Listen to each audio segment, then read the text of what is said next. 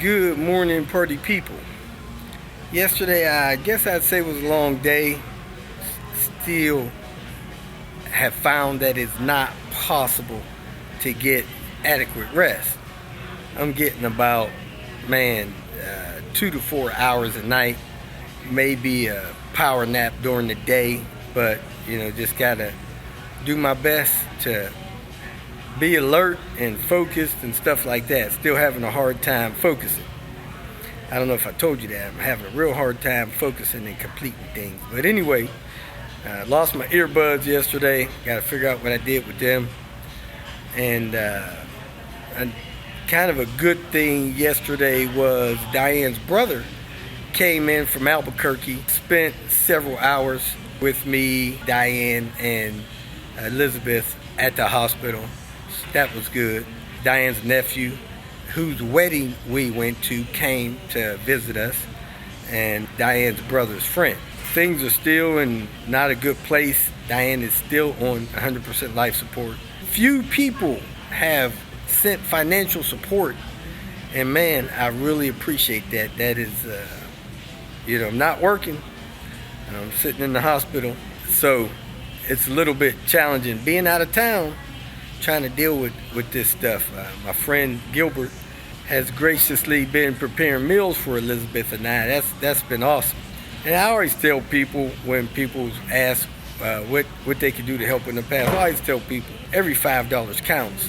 Every $20 goes a long way. So I appreciate those of you that have sent financial support. I'm going to do my best to contact and thank you personally, but right now it's just kind of all hands on deck type situation. So I'm going to grab a cup of coffee, head back over to the hospital, and see what kind of decisions they want me to make today.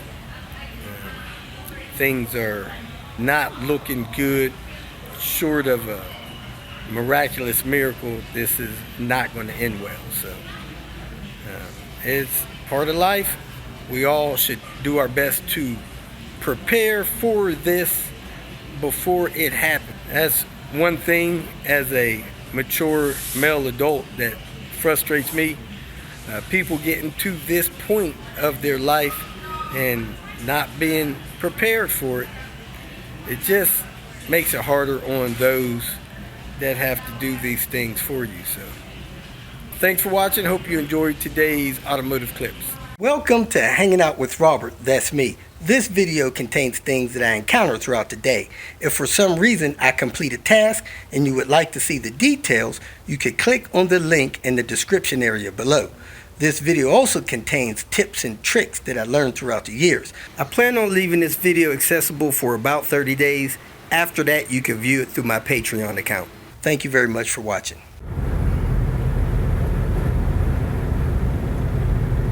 What are we driving? Folks, Vegas strong. And there it is. Twisted Motion. Full service drift garage. About to meet with Troy. See what's happening. Yes, folks, I am here.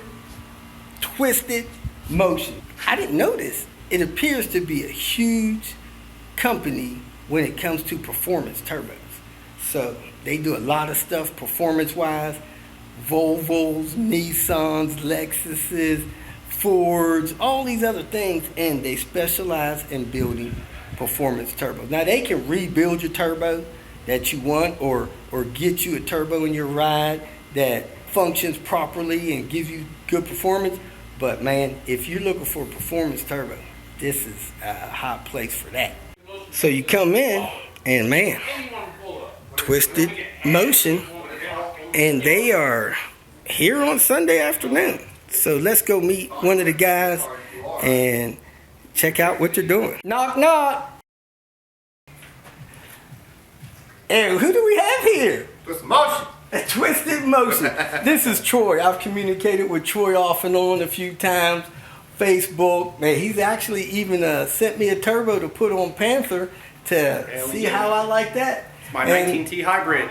19T hybrid. When I get back, I'm going to bolt that thing on and let it rip and try to get my tune squared away in it. So he's going to show us around, explain to us a little bit about what they do here. Like I said, it's a shop dedicated to performance and performance turbos and helping people understand how to get that stuff done right. And one thing I was wanting him to point out is some of the service that people need on their fuel injectors.